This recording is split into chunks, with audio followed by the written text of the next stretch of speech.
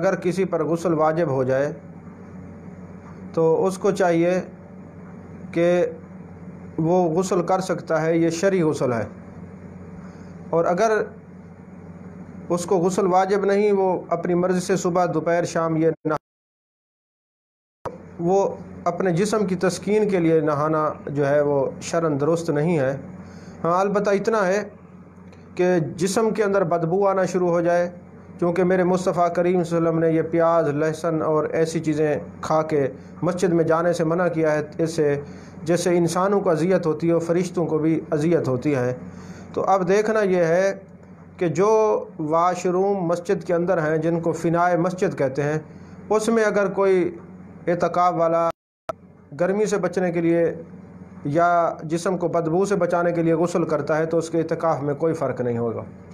اگر وہ wash room مساجد کے باہر ہیں اور باہر نکل کر وہ جو گرمی سے بچنے کا غسل کرتا ہے تو پھر اعتکاف اس کا ٹوٹ جائے گا۔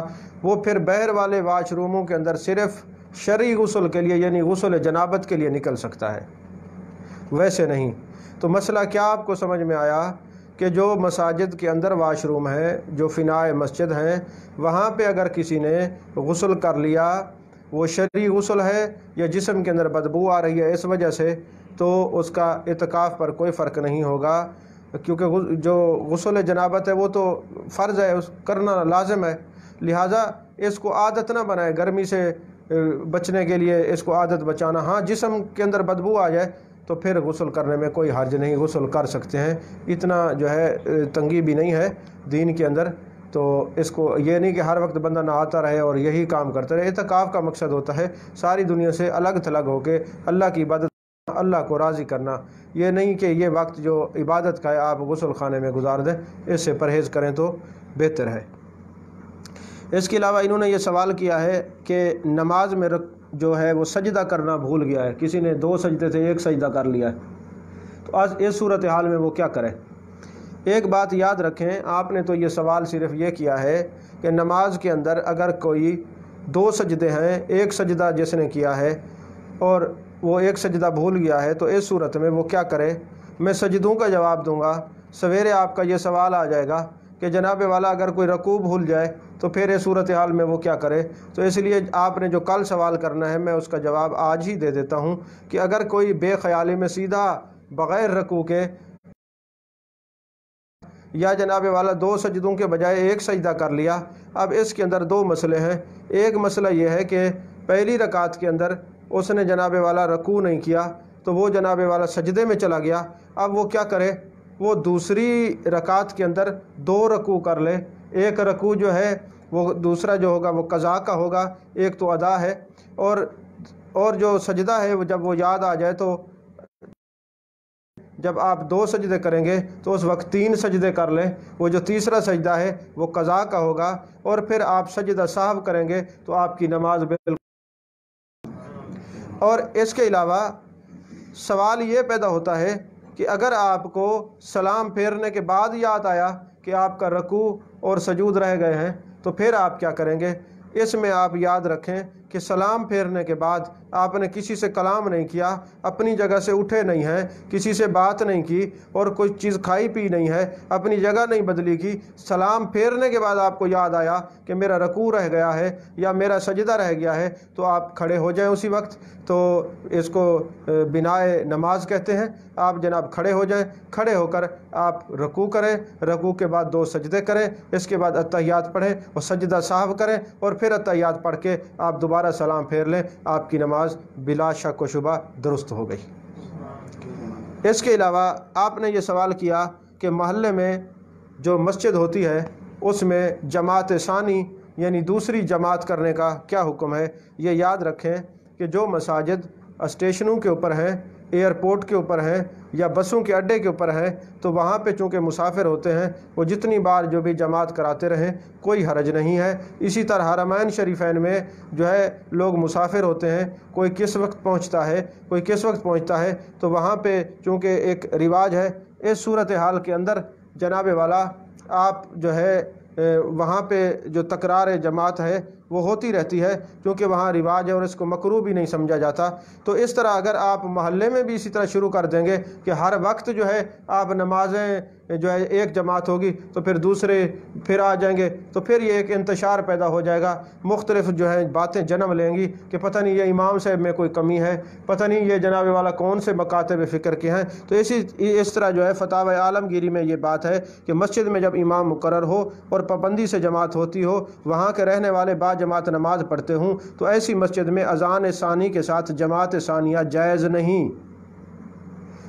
نہیں ہے۔ البتہ جب وہ بغیر اذان کے جماعت سے نماز ادا کریں تو بالاتفاق دوسری جماعت جائز ہے، جیسے شارع عام کی مسجد میں جائز ہے۔ یہ شارع عام کا جو مسئلہ میں نے بیان کر دیا، جیسے مساجد جو ہے وہ لاری اڈے پہ ہیں، ایئرپورٹ پہ ہیں، اسی طرح ہیں۔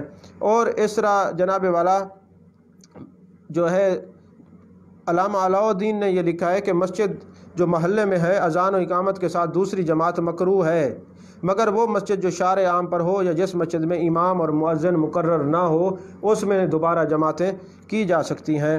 اسی طرح علامہ ابن عابدین شامی نے لکھا ہے کہ مسجد محلے میں اذان و اقامت کے ساتھ جماعت کی تکرار مکروہ ہے جو محلے کی مسجد ہے، مگر اس صورت میں کہ غیر محلے والوں نے وہاں اذان و اقامت کے ساتھ اولاً جماعت کرائی ہو یا اہل محلہ نے آہستہ اذان دے کر جماعت کروائی ہے۔ اگر اہل محلہ نے بغیر اذان و اقامت کے تکرار کی تو یہ بالاتفاق جائز ہے، اور اگر مسجد شارع ہے تو بالاتفاق تکرار جماعت جائز ہے، یعنی راستے میں ہے، یہاں مسافروں کا آنا جانا ہے۔ تو اسی طرح جس جگہ امام اور مؤذن مقرر نہ ہو، وہاں پہ بھی اگر کوئی آنے جانے والے جماعت کراتے رہتے ہیں تو کوئی حرج نہیں ہے۔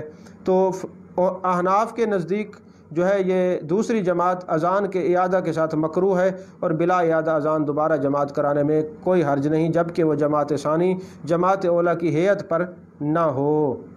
بہرحال یہ اس کے اوپر میں جتنی مرضی عبارتیں آپ کے سامنے فقہا کی پیش کرتا رہوں، تو ایک بات یاد رکھیں کہ لاری اڈے کے اوپر، ایئرپورٹ کے اوپر، اسٹیشن کے اوپر جو مساجد ہیں یا ایسی مساجد جو راستے کے اوپر ہیں جہاں امام اور مؤذن جو ہے مقرر نہیں، یا حرمین شریفین ہے، وہاں پہ نمازیں جتنی مرضی جماعتیں کرا لیں، مگر محلے کی مسجد کے اندر مسجد محلہ میں دوسری اذان کے ساتھ تکرار جماعت جائز نہیں۔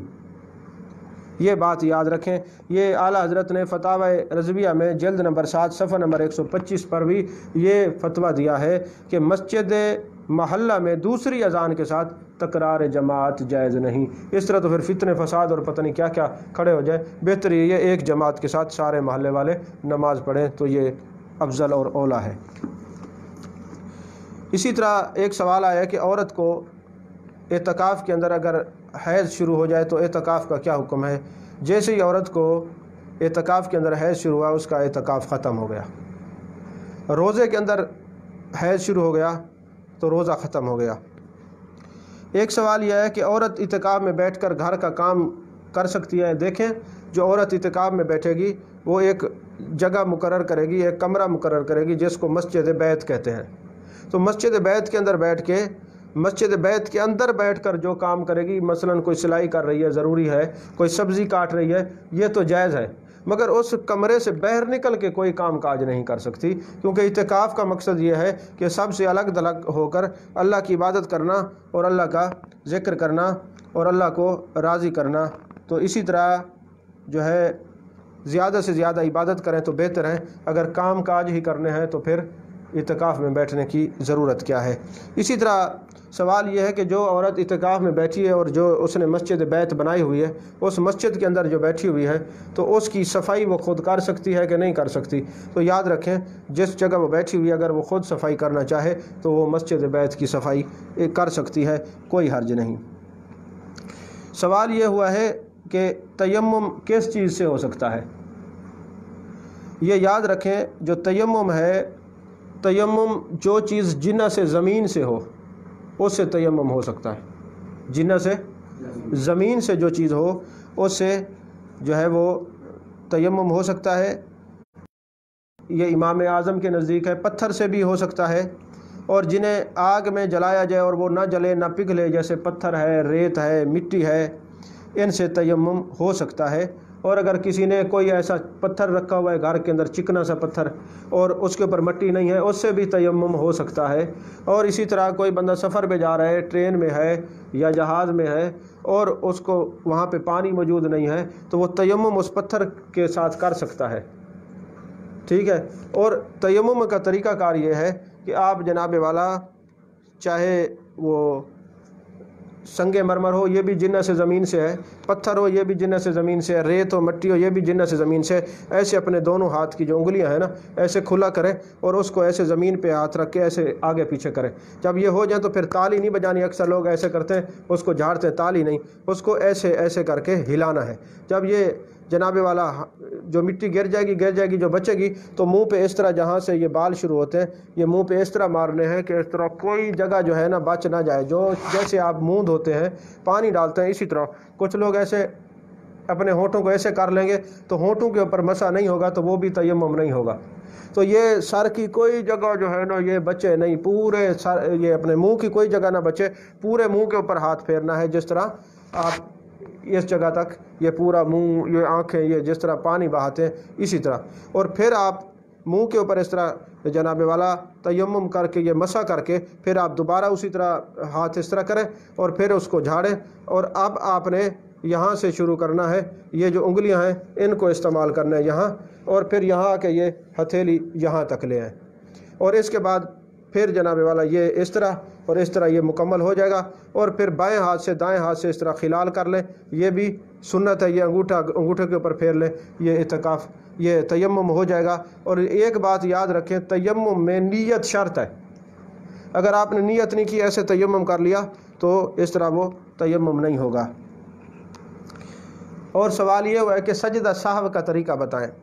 دیکھیں، جب کوئی آپ واجبات چھوڑ جاتے ہیں یا واجبات کی جگہ سے واجب کو ہٹا دیتے ہیں، ترک جگہ ہو جاتی ہے، تو پھر آپ سجدہ سہو کرتے ہیں۔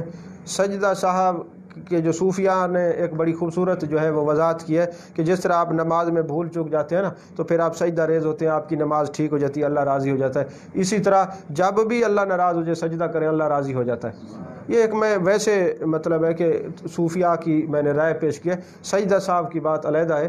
تو سجدہ سہو کا طریقہ کار یہ ہے کہ آپ جو آخری اتحیات ہے، یعنی اگر 2 رکعتیں ہیں تو پھر تو پہلی اتحیات ہے، اگر 4 رکعتیں ہیں تو جو دوسری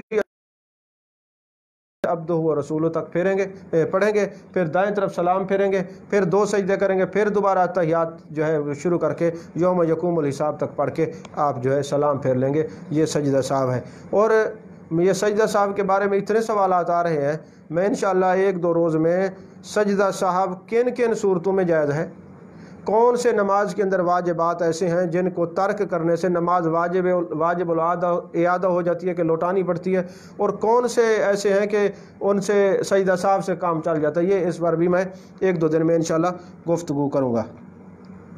ایک سوال یہ ہے کہ سورۃ فاتحہ کی کسی نے 4 آیات پڑھ لیں، الحمدللہ رب العالمین الرحمن الرحیم مالک یوم الدین ایاک نعبد و ایاک نستعین، آگے بھول گیا، اب پھر اس کو شروع سے پڑھے گا الحمدللہ رب العالمین الرحمن الرحیم مالک یوم الدین۔ اس صورت میں کیا ہے بھائی؟ دیکھیں، سورۃ فاتحہ تو 1 دفعہ پڑھنے کا حکم تھا، اور یہ یاد رکھیں کہ سورۃ فاتحہ پوری جو ہے نماز میں پڑھنا واجب ہے، اور سورۃ فاتحہ کا ایک ایک لفظ واجب ہے۔ اگر آپ نے سورۃ فاتحہ کا ایک لفظ بھی چھوڑ دیا تو نماز نہیں ہوگی جب تک آپ سجدہ سہو نہیں کریں گے، یہ مسئلہ یاد رکھیں۔ اور پھر اگر آپ نے سورۃ فاتحہ پڑھ لی، آپ نے 4 آیات کے بعد بھول گئے، تو پھر شروع سے جب آپ پڑھیں گے تو یہ تو پھر دوسری بار ہو گیا، اور اس کو تو ایک بار پڑھنا واجب ہے، آپ نے اب سجدہ سہو کریں گے تو آپ کی نماز درست ہوگی، ورنہ نماز نہیں ہوگی۔ اسی طرح آپ جب جو ہے سورۃ فاتحہ آپ نے پڑھ لی، اور سورۃ فاتحہ کے بعد فصل بالاجنبی، فصل بالاجنبی کہتے ہیں یعنی کوئی اجنبی کلام داخل کرنا اس کے اندر، مثال کے طور پہ آپ نے ولضالین کے بعد آمین کا، آمین سورۃ فاتحہ کے تابع ہے۔ اس کے بعد آپ نے بسم اللہ الرحمن الرحیم پڑھی، بسم اللہ جو ہے دل میں آپ نے پڑھی، وہ سورت کے تابع ہے۔ اب درمیان میں آپ بھول گئے فاتحہ کے بعد کہ آگے کون سی سورت پڑھنی ہے، تو اگر آپ 3 دفعہ سبحان اللہ کہنے کی مقدار میں خاموش کھڑے رہے، آپ بھول گئے، یہ فصل بالاجنبی ہے کہ ایک اور چیز داخل ہو گئی، اب آپ سجدہ صاحب کریں گے تو نماز درست ہوگی، ویسے نہیں ہوگی۔ ٹھیک ہے، اس بات یہ وہ مسائل ہیں جن کو یاد رکھنا چاہیے تاکہ سب کی نماز درست ہو۔ اس کے علاوہ آپ رکوع میں جاتے ہیں اور کھڑے ہوتے ہیں تو وہاں پہ بھی زیادہ دیر بغیر کسی تسبیح کے کھڑے رہے تو سجدہ صاحب کرنا پڑے گا۔ اسی طرح آپ سجدے سے ایک سے اٹھتے ہیں تو آپ نے تسبیح پڑھ رہے ہیں تو پھر تو ٹھیک ہے، اگر ایسے بیٹھے رہے 3 تسبیح کے برابر سبحان اللہ، پھر سجدہ صاحب ہے۔ اور پھر اسی طرح عبدہ و رسول تک پڑھنا تحیات واجب ہے۔ اگر کسی نے پہلی تحیات پڑھی اور اللہم صلی علی پڑھا، اس کو یاد آ گیا کہ میں نے ابھی تیسری رکعت پڑھنی تھی، تو اب اس پر سجدہ صاحب نہیں ہے۔ امام اعظم کے نزدیک جب آپ نے اللہم صلی علی محمد کہہ دیا، حضور کا نام آیا، تو آپ نے غفلت سے محبوب کا نام کیوں لیا؟ اب آپ پر سجدہ صاحب ہے، اب آپ سجدہ صاحب کریں گے تو آپ کی نماز درست ہوگی۔ تو ان باتوں کا خیال رکھنا چاہیے۔ ایک سوال ایک بہت بڑے ماشاءاللہ صوفی صاحب نے کیا کہ ہمیں کیسے پتہ چلے گا کہ ہماری توبہ قبول ہو گئی ہے؟ بھائی یہ تو اللہ اور اس کا رسول بہتر جانتا ہے کہ اس کی توبہ قبول ہوئی ہے کہ نہیں ہوئی، مگر ہمارے اکابرین نے، بزرگوں نے کچھ علامات بیان کی ہیں، اکابرین نے، کہ جن کی وجہ سے یہ پتہ چل جائے گا کہ بھئی توبہ قبول ہوئی ہے۔ کون سی؟ یعنی جس گناہ کی آپ نے توبہ کی اس گناہ سے نفرت ہو جائے، اور گناہ سے نفرت ہوتے ہی آپ کو علم سے محبت ہو جائے کہ میں عالم بن جاؤں، سیکھنے کا شوق پیدا ہو جائے، اچھے لوگوں کی مجلس میں جانے کا شوق پیدا ہو جائے، اللہ والوں کی صحبت میں چلے۔ جب یہ علامات شروع ہو جائیں تو سمجھ لیں کہ اللہ نے آپ کی توبہ قبول کر لی۔ اور اگر آپ کو گناہ سے محبت ہو جائے، نیکیوں سے نفرت ہو جائے، علم سیکھنے کا شوق دل سے چلا جائے، اللہ والوں کی صحبت سے نکلنے کا دل لگے کہ بھئی نکل جائیں، کیوں بیٹھے ہیں، تو یہ بزرگان دین فرماتے ہیں یہ اللہ تعالیٰ ناراض ہے، اس کو توبہ کرنی چاہیے۔ اسی طرح یہ سوال ہے کہ نماز مغرب میں اگر تیسری رکعت میں سورۃ فاتحہ کے بعد کسی نے کوئی اور سورت پڑھ لی، اب کیا سجدہ صاحب ہوگا؟ یا جو فرائض ہیں 4، اس میں جو ہے آخری 2 رکعتوں میں سورۃ فاتحہ کے بعد کسی نے سورت پڑھ لی تو اب کیا حکم ہے؟ کیا وہ سجدہ صاحب کرے گا تو اس کی نماز ہوگی؟ اس نے تو پڑھ لی۔ یاد رکھیں آخری 2 رکعتوں میں فرض کے اندر اور مغرب کی تیسری رکعت میں سورۃ فاتحہ مستحب ہے۔ آپ تو بھول کے سورت کا مسئلہ پوچھا، اگر کسی نے جان بوجھ کے بھی پڑھ لی نا تو اس نے ترک کے مستحب کی افضل جو چیز تھی اس کو چھوڑا ہے۔ سجدہ صاحب آپ بھی نہیں ہے، سجدہ صاحب ہوتے واجبات کے ترک کرنے پر، یہ واجبات میں سے نہیں ہے، یہ مستحبات میں سے۔ تو اس لیے اگر کسی نے بھول کر تیسری رکعت میں مغرب میں سورۃ فاتحہ کے بعد کوئی سورت پڑھ لی یا ظہر عصر کی آخری 2 فرائض کی جو رکعتیں پڑھ لی، تو افضل یہی ہے کہ سورۃ فاتحہ مستحب ہے، پڑھی جائے اور نہ پڑھی۔ اگر کسی نے بھول کے پڑھ لیا ہے تو سجدہ صاحب نہیں کرنا پڑے گا، سجدہ صاحب ہوتے واجبات کے لیے۔ اسی طرح ایک سوال ہے کہ 10 بیویوں کی کہانی پڑھنا کیسا ہے؟ دیکھیں 10 بیویوں کا معجزہ لکھا ہوتا ہے، میں نے وہ کتاب منگوا کے آج دیکھی ہے، اس پہ غور فکر کیا کہ وہ جو پڑھتے ہیں وہ کیا ہے، کیونکہ کوئی مسئلہ بیان کرنے سے پہلے اس کی تحقیق لازمی ہے۔ تو اس کے اوپر لکھا ہوتا ہے 10 بیویوں کا معجزہ۔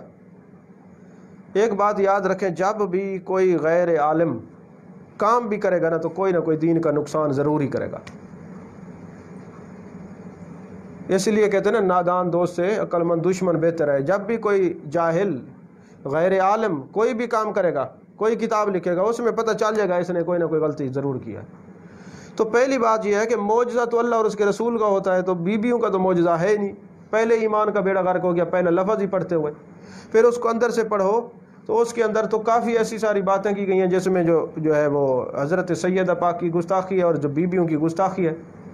تو لہٰذا 10 بیویوں کی کہانی پڑھنا سننا حرام ہے، حرام ہے، حرام ہے، ٹھیک ہے۔ ہاں آپ اس کی بجائے سورہ یاسین پڑھ لیں، موت پڑ جائے گی، سورہ ملک کی تلاوت کر لیں، قرآن مجید کی تلاوت کر لیں۔ یہ 10 بیویوں کی کہانی کہاں سے نکال لی آپ نے؟ یہ خرافات میں آپ مبتلا ہوتے ہیں اور پھر جوابات جو ہے علماء حقہ کو دینے پڑتے ہیں۔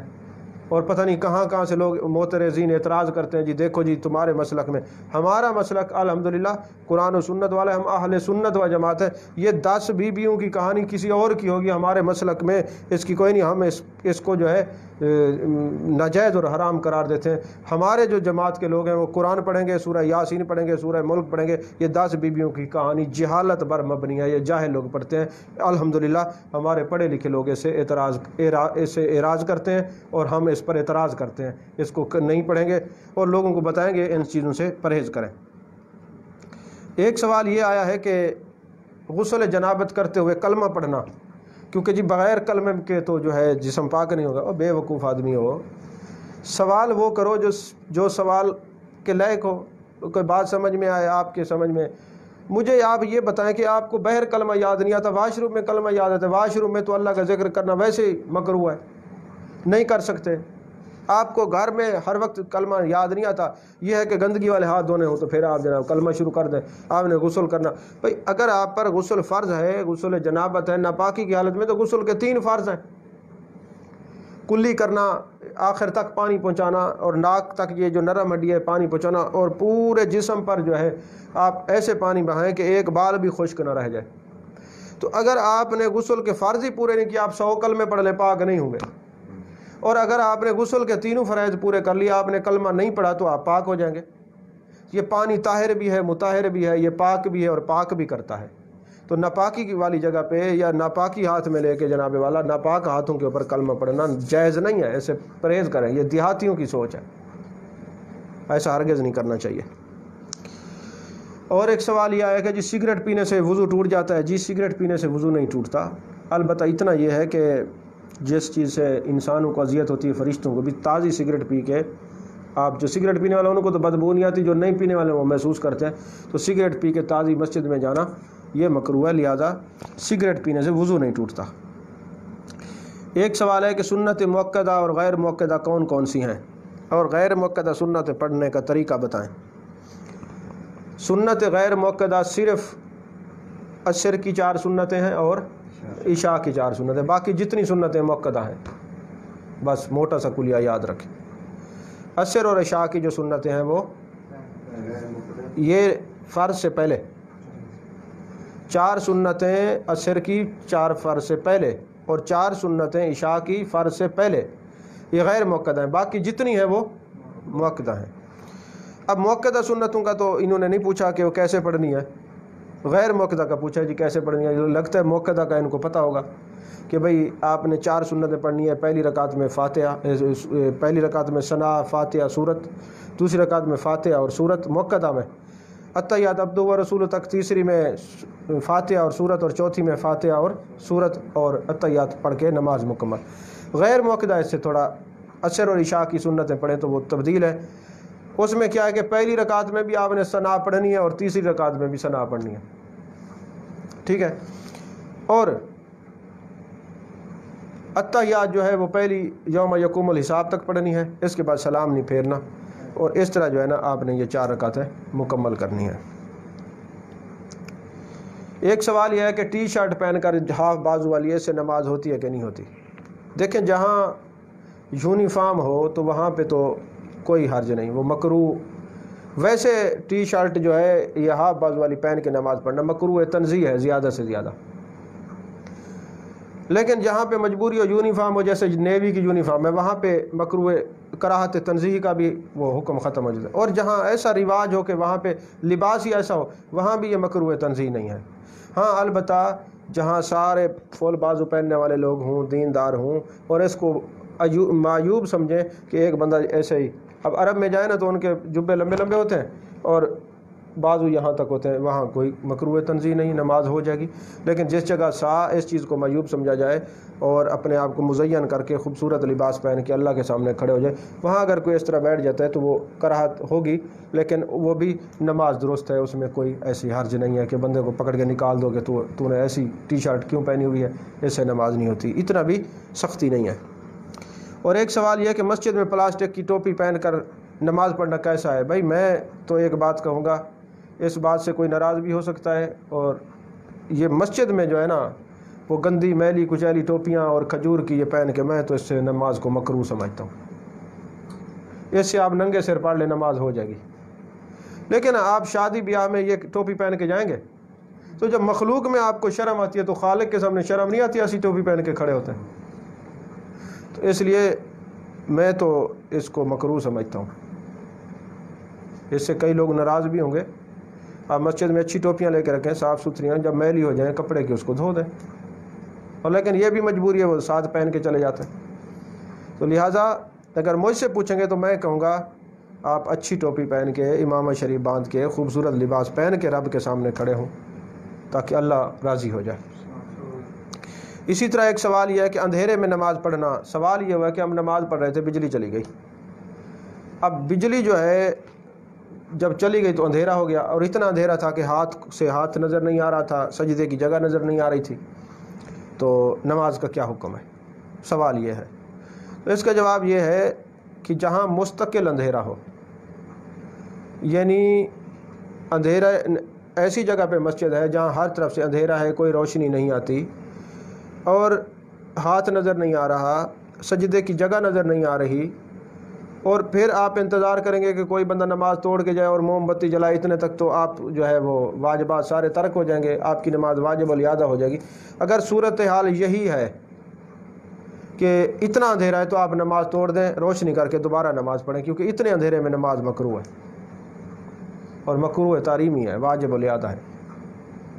ہاں اگر بجلی چلی گئی، تھوڑی دیر کے بعد پھر وہ روشنی سے آنکھیں مانوس ہونا شروع ہو گئیں، اور پھر وہ روشنی آ گئی، ہاتھ نظر آنے شروع ہو گئے، سجدے کی جگہ نظر آنی شروع ہو گئی، تو پھر اس صورتحال میں آپ نماز پڑھ سکتے ہیں۔ یہ مستقل اندھیرا نہیں ہے، جہاں مستقل اندھیرا ہو وہاں پر نماز پڑھنا مکروہ ہے۔ اللہ تبارک و تعالی ہمیں دین کا فہم عطا فرمائے، اور آقا علیہ الصلوۃ والسلام کے دین متین پر چلنے کی توفیق عطا فرمائے۔ وآخر دعوانا الحمد للہ رب العالمین۔